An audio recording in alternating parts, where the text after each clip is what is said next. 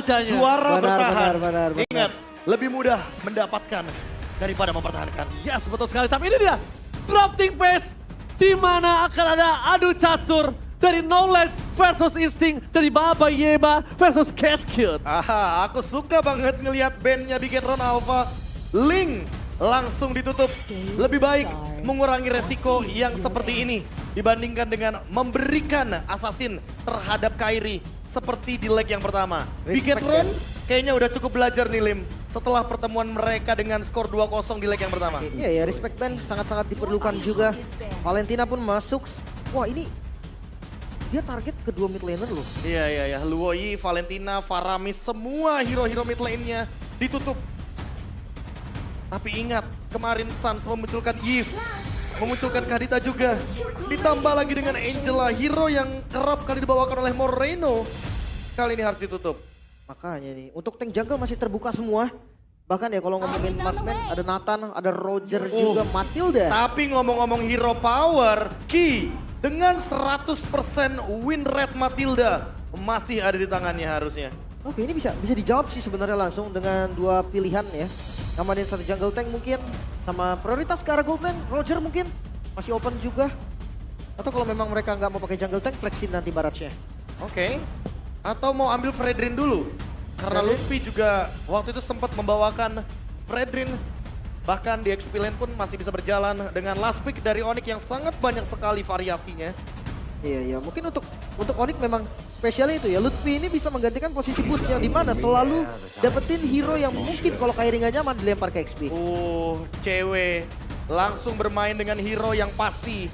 Nathan semenjak melihat ada Matilda dan menutup kemungkinan untuk Ki membawakan Lolita, kali ini langsung keluar hero yang begitu powerful di gold lane. Oke, ini dia Profesor KB. Ini cukup penting untuk para pasukan dari tim Onyx pick ketiga mereka. Karena sudah terlihat combo permainan Bars Matilda. Dan bahkan mereka sudah lihat kalau Nathan ini bisa mengcounter untuk front to back. Tapi kalau di dive in, mereka belum punya jawabannya. Roger jawabannya untuk bisa langsung chasing ke belakang.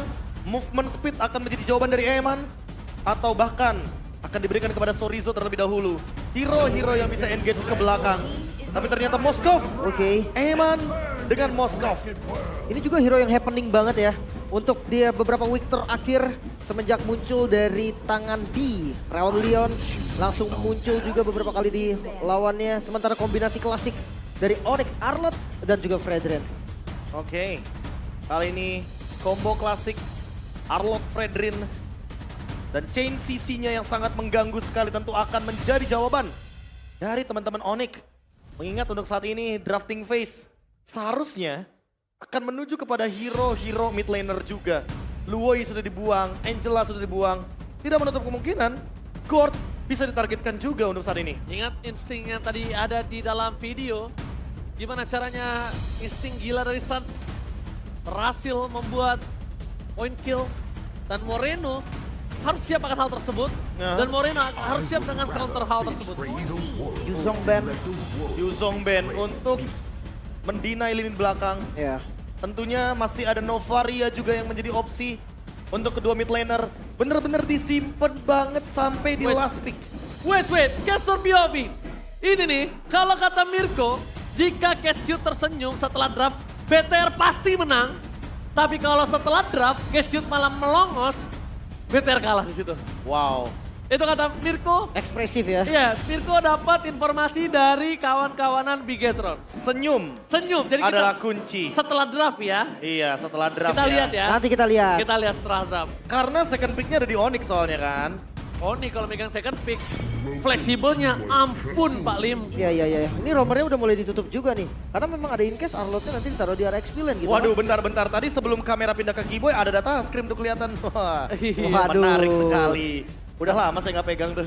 Ntar bisa diulang, Be. Jangan.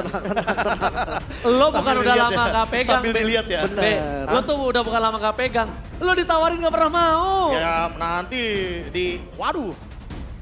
Kayaknya kita bahas draft lagi kalau Benar, kita draft lagi aja. Iya, bahaya soalnya. Bapak kiri kanannya nih orang yang sensitif, Pak. Benar, sensitif Pak. Novaria di ban kan benar untuk menutup lini-lini belakang dan ditambah lagi dengan power dari hitbox yang tentu bisa memperluas juga bagaimana nanti pick untuk XP lane-nya. Karena Sorizo belum munculin hero-nya di sini, Terizla masih ada. Bahkan kalau kita ngomongin soal XP yang sering dibawakan sama Sorizo, Hexburg juga nggak termasuk ke dalam baiting phase. Iya, bisa jadi terbuka juga. Atau deflection juga masih aman sih sebenarnya, Be. Atau jangan-jangan malah Onyx yang bawain Hexburg. Xbox untuk Onyx Barrage-nya Barasnya bisa flex sih jujur ini ya. bisa flex, tapi gue setuju tadi ketika Profesor KB bilang Xbox bisa di Onyx, karena gue sebelumnya udah bilang pick ketiga Oke. tuh menentukan. Cuma Arlotnya ini fleksibelnya juga ampun nih. Dan ada sedikit komen juga nih dari Super Ken. Katanya tim Onyx sama saja seperti tim lainnya, hanya saja kita kalah terus aja nih Loh, sama benar. Onyx. Iya, iya. So, Untuk DTR-nya kan. Data. Ya, memang Onyx tim biasa, orangnya 5, coachnya 2, Ada subnya. ada subnya. Ya. Mainnya di panggung yang sama, sama-sama Benar. makan nasi. Benar. Bener, dia nggak Ya, salah. sama-sama, cuman ya memang betul. Memang- Bigetron juga Emang ya Kak, belum menang. Yang bedanya ya Kairi retrinya ngeri, assassinnya God. Ya kan? Tapi tetap. Menurut gua masih ya bisa dilawan. Buktinya tim. Bigetron yang di atas. Iya, tim Oke. biasa. Oke. Untuk pick keempat, Onyx. Semenjak adanya Kadita Band, ini menutup kemungkinan early pressure yang sangat-sangat kuat dari teman-teman Onyx. Jadi jatuhnya Lutfi masih bisa fleksibel juga untuk mengamankan hero-nya dan Yif diamankan. Apakah akan ada Terizla? Ini Ben Yuzongnya Gila. perfect banget lagi-lagi. Insting, pengalaman, ada Coach Adi, ada Coach Yep. Nggak kaget sih dengan draft seperti ini. Pakito. Serius ini Yif, Moskov, Matilda, dan Pakito loh, Be. Harus ada satu hero yang nabrak lagi sih. Kalaupun nggak nabrak, harus punya posisi yang aman. Kayak Gord contohnya. Belakangan ini Moreno juga lebih sering melakukan pick terhadap Gord yang aku lihat. Oke. Apakah untuk last pick-nya satu mid laner yang akan terbuka lagi? Lilia sebenarnya possible nggak sih? Possible, tapi kayak di tengah-tengah lingkaran atau kotak Gord. dari Yves, aku nggak yakin Lim. Gord, karena aku tahu Moreno, dia ada prosesnya sedikit nih. Dari yang dia kalah menggunakan Gord karena alasannya dia baru bermain dengan Gord, hingga akhirnya sekarang kayaknya masuk ke dalam salah satu hero power karena dia sering spam di scrim kayaknya harusnya. Iya, benar. Kelihatan Jadi, soalnya prosesnya, karena awalnya dia main Vexana kan. chance kemenangannya juga besar karena dia udah spamming ya, Lim. Oke. Dan Khalid, Dan DJ Khalid on the floor. Mereka langsung ubah semuanya. Romer menuju ke arah sosok Arlot. Wow. Tapi jujur trio mid-nya kuat banget ini dari Onyx loh. iya ya, kombonya juga berjalan banget. Ada sedikit immobilize yang bisa berjalan. Dan kita tahu sendiri di dalam kotak reward manipulation, Barat tanpa Matilda akan terjebak selamanya. Iya, slow-nya parah. Tapi Cute gak senyum tadi selesai ngedraft. Oke. Apakah ini tanda-tanda bahwa Mirko! Cute not smiling.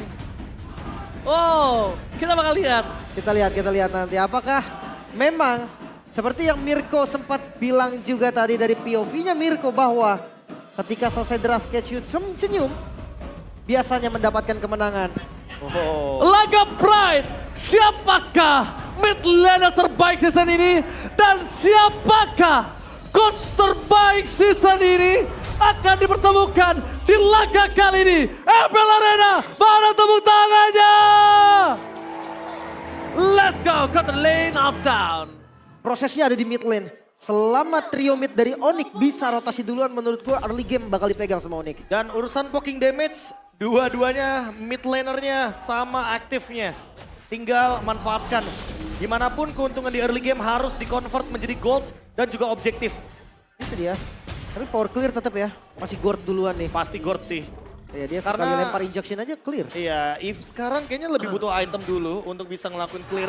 Dengan Void Blast yang dia udah berubah nih. Nggak ada lagi central damage. Semua lingkaran full damage. Betul. Lebih enak sebenarnya untuk clear wave juga. Tapi Ki seperti biasa. Tipikal klasik dari Matilda. Ya. Selalu nemenin jungle lawannya. Mirror dan bahkan membuka vision juga untuk Moreno agar farmingnya bisa lebih safe.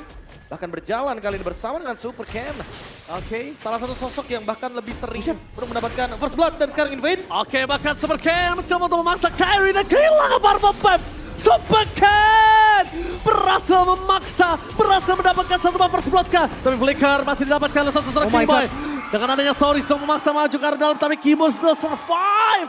Memang jam terbang gak bisa bohong. Agresivitas yang sangat-sangat mengagetkan Bigetron. Dengan adanya Gaiden Wing yang dibawa Dino.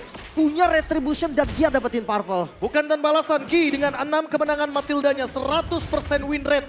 Kali ini tentunya berada di tangan dari Bigetron Alpha, The Flying Dino. Yang sangat-sangat menjengkelkan dan bahkan membuat Super Ken mampu mendapatkan level yang kelima di bawah menit yang kedua. Yes, bahkan lihat Kiboy di sana terpaksa mengeluarkan flickernya. Memang laga pertarungan Pride kali ini, wow. Cukup menarik dan bahkan di depan sana Kiboy mencoba untuk mencari level 4 terlebih dahulu. Biarkan dia coba bertahan, tapi lihat masih coba digocek begitu saja. Bahkan Kiboy mencoba untuk bertahan, one last hit. Kiboy, oh my god! Kiboy, no way, gak ada jalan untuk pulang. Sedangkan Lutfi membuat Chorizo ter-take down. Retribution from Kairi! Take over, Turtle from Kairi. Membalaskan atas sakit hatinya dengan part buff yang hilang. Wow, satu bos space yang terbuka kali ini dengan Parah. retributionnya Kairi. Take over ke arah Turtle membuat kerugian yang tadi harusnya diterima Onyx sekarang mulai dikejar. Semua karena Chorizo terpick off. Seandainya Chorizo ada di sana, mungkin Suns dan Kairi yang akan terancam. Tapi lagi-lagi mid lane-nya akan terkena pressure yang sama. Lihat bagaimana agresivitas. Flicker. Oh my god, agresif yang dilakukan. Bahkan flicker harus dikeluarkan. Tapi mau tidak mau pertukaran di kali ini cukup adil. Laga baku hantam. Agresivitas yang dikeluarkan dari kedua belah sisi. Bahkan Kiboy membuat Ki terperangkap dan cewek. Terbakar oleh Eman bersama dengan Super Ken. Gak ada jalan untuk pulang.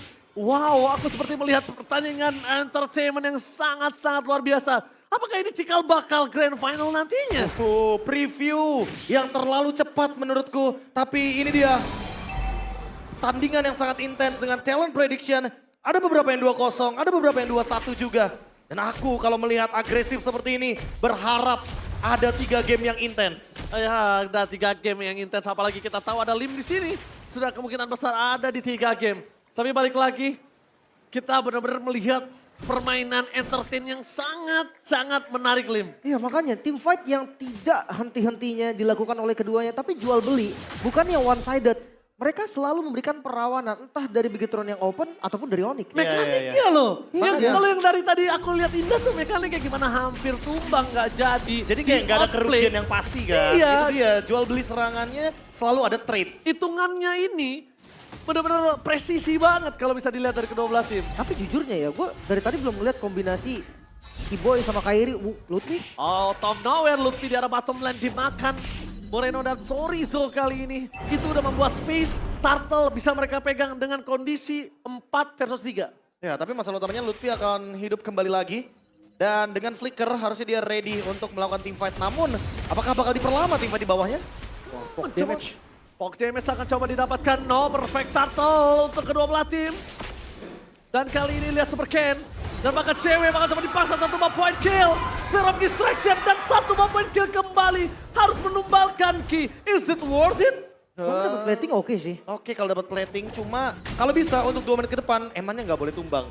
Karena kalau emannya tumbang lagi dan ceweknya masih hidup, malah cewek yang farming dan mengejar ketertinggalan untuk ketika kita ngomongin soal ofensivitas Ki di bagian top lane. Flask of the assist jadi bonus setelah dia mendapatkan assist di bagian top lane. Tapi kali ini lihat pressure-nya Onyx yang kehilangan 1 turtle, setup turtle yang kedua gak mau kehilangan tempo. Mereka masih mau untuk menjual beli serangannya. The Flying Dino kali ini menuju ke arah seorang Kairi. Oke, coba dimakan begitu saja. Bertahan tapi ternyata ke arah yang lain. Fokus di depan sana berhasil mendapatkan triple stun. Combo-combo coba oleh seorang Moreno. Flicker mau defensif, ada slash for nothing. Tapi nampaknya Kairi kali ini terperangkap dengan permainan dari Bigetron. Belum ada tumbang sama sekali. Memaksakan ke arah belakang. Dan lihat, gak ada korban jiwa. Masih bisa selamat dari kedua tim. Bahkan lihat invade jungle-nya nggak berhenti. Bigetron mereka agresif sekali. Oh, bukan hanya agresif, tapi lihat mereka memastikan kalau Kairi ini akan dimiskinkan dan akan mendapatkan Oh satu my point God. kill. Wow. Finally, 1 point kill after team fight yang sangat besar tadinya. Ini Matilda masalah serius sih. Setuju. The Flying Dino. Dan untungnya nggak ada yang connecting. Tapi Sans. Sans dimakan habis oleh Moreno yang ingin membuktikan kalau dia bisa menjadi salah satu mid laner terbaik. Kalau namanya harus benar-benar diperhatikan di season ini. Dan bukan tanpa alasan dia berada di peringkat pertama. 7 berbanding 3 point kill. Yang didominasi cukup telak oleh Bigetron bukan hanya dari point kill, Be. Lihat goldnya. Iya, goldnya sekarang menuju ke 5.000. Bahkan invade jungle lagi nggak berhenti dari Super Ken sejak di menit yang pertama. The Flying Dino combo. Matilda Barats memang terlalu powerful. Dan bahkan untuk setup di turtle yang ketiga, kali ini siapapun yang mendapatkannya akan lebih diunggulkan. Snowballing akan berlanjut atau terhentikan, sepertinya akan dilepas oleh Kairi. Pasti berlanjut. Dan Kairi kali ini bakal coba untuk memaksa Ki masuk. Kalau Ki-nya masuk, itu akan ada teamfight yang sangat masif. Kenapa gue bilang masif? Karena Nathannya udah standby. Berbeda dengan sebelumnya. Nathannya masih berada di dalam posisi yang jauh dan gak bisa melakukan following up damage. Dan Flicker adalah satu-satunya jawaban dari cewek. Karena ada slow effect dari Ice Queen One. Selama ada Super Ken di lini depan, harus ditumbangkan seinstan mungkin. Tapi sayangnya kalau kita lihat dari item aja tadi, first itemnya Super Ken, Oracle, dia bakal nempel terus harusnya sama Ki. Karena shieldnya nggak bakal habis kalau begini. Absurd damage. Unlimited absurd damage. Semenjak Shieldnya. patch baru sih, gue ngeliat Super Ken first item rata-rata tuh Oracle. Redrin atau Barats, ya dia sering banget bikin Oracle. Oke, double jab dikeluarkan. Sphere of Distraction-nya nyala. Nyangkut di depan sana. Flicker. Tapi lihat dengan adanya Second Eagle memutar pasukan dari Simoni. Kan mundur ke arah belakang. Moreno. Lihat. Moreno. Kamehameha. Berhasil mendapatkan satu poin kill. Dan bahkan harus memaksa dengan Flicker. Moreno membuktikan kali ini dengan core yang dia miliki. Walaupun bisa di dive in. Masih punya power yang sangat tinggi dari kondisi saat ini. Astaga, semua tertarik dan inner turret hilang sebelum Habis Lord. seketika. Apakah ini dia jawaban dari percaya proses? Percaya proses. Kita tahu ngomongin soal Moreno, awal-awal dia nggak play dengan Gordnya. Bahkan beberapa kali dia mendapatkan kekalahan yang menyakitkan. Tapi lihat sekarang, positioning dari Moreno di lini belakang yang bahkan hanya satu kali tumbang. Itu karena flickernya Moreno sendiri. Iya, iya. Bukan karena dia di-invade. Itu pun pertukaran gitu kan. Usaha tidak pernah mengkhianati hasil. Siapa yang mau grinding lebih kuat, siapa yang pengen benar-benar membuktikan, ya itu akan ada hasilnya, Lim. Iya, iya. Cuman coba gue bahas dari bagian Onyx. Tapi sebentar Kairi. Tapi Kairi nampaknya di sini terpancing begitu saja dengan ada entropy. Tapi Masih aman. Ki sadar, dia tahu cara mainin temponya. Dia tahu dan bahkan kalau misalnya kalian sadar, Ki itu tadi mancing Kairi bisa keluarin retribution. Iya, iya. Tapi jujurnya defensive Onyx juga lumayan kuat sih. Kalau memang nanti perbedaan goldnya nggak terlalu liar, harusnya masih ketahan. Nathan, Gift, dia punya high ground defender yang lumayan kuat. Dan lihat, dari Lordnya. Lord di depan sana. Ki menangkap dengan ada Sorizo. Mencoba untuk memukul mundur seorang Kairi. Lord free untuk perpasukan dari Bigetron. Menuju ke arah 10.000 gold difference. Kali ini membuat perpasukan dari tim Onyx mereka terperangkap, Lim. Ini cukup bahaya. Bahkan ya tadi yang sempat gue bahas sama KB, inner turret udah hilang semuanya. Iya, iya. Sebelum Lordnya bahkan diambil. Vision bisa terbuka, base spirit bisa terancam, dan bahkan bisa di teamfight paksa sepertinya. Seeking Eagle ke arah belakang hanya trigger saja. Membuat perpasukan dari tim Bigetron kali ini hanya memancing keributan. Tapi Seeking Eagle masih ada cooldown-nya. Ini kesempatan untuk Nathan dari seorang cewek melakukan clear di area mid lane. Oke, mulai masuk Lord 3 lane push. Cukup rapi. Using Lord dari Bigetron, let's see apakah mampu menjebol pertahanan dari Onyx. Oke, nampaknya masih ada real world manipulation. T-fight pun tidak bisa dilakukan oleh sosok tim Bigetron. Eman mencari celah lainnya. Menuju ke arah top lane. Sebisa mungkin berhasil mendapatkan Kairi. Dan Detona berhasil membuat Kairi hilang serangan Moreno. Dengan following up damage yang tidak bisa dikalkulat. Bahkan cewek di depan sana. Dia hampir ditabrak habis-habisan. Dan yang dipikirkan oleh tim Bigetron adalah turret di arah mid lane. 5 melawan 4, bukan hal yang baik. Bahkan lihat ditabrak lagi. Ditabrak lagi, zoning out terjadi, lebih hampir saja ter-take down. Distraction dilakukan menuju ke arah bottom lane, dapatkan Sorizo ter-take down. Tapi nampaknya para pasukan dari tim Bigetron mereka harus mundur mendadak. Karena damage dari cewek, out of nowhere tidak bisa terkalkulasi. Iya, ya. Kali ini harusnya interference akan mengganggu bagaimana keadaan dari Bigetron Alpha ketika ingin masuk ke area high ground. Dan endless battle, item yang classy banget dimunculkan dari Eman. Ada tambahan cooldown reduction yang muncul seketika dengan harapan agar lebih bisa sering melakukan Abyss Walk. Oke, tapi ya secara garis besar masih bisa di defense. Masih bisa ditahan lagi. Goldnya memang hampir ke angka 10.000. Cuman untuk nextnya nih, mungkin freeze land dulu kali ya. Yang Boleh. harus dilakukan Bigetron. Next Lord di atas. Jangan lupakan, Onyx pernah berada dengan under kondisi 10.000 dan dia bisa melakukan comeback. Bigetron harus ingat akan hal tersebut. Iya, tapi masalah utamanya adalah gold lanernya beda 3.000 gold loh antar individu. Dan itu yang harus diperhatikan sama Onyx. Oke, bakal coba dipaksa di depan sana. Eman dengan Final Slash. Flicker dikeluarkan. Plus of the Oasis save the day. Tapi Eman nampaknya harus tumbang. Kali ini masih bisa selamat dibalaskan kembali ke Daniel dan Moreno. Damage dealt yang tidak bisa berhenti. Lutfi dan Kimo yang akan menjadi korban. Sedangkan Eman yang masih selamat.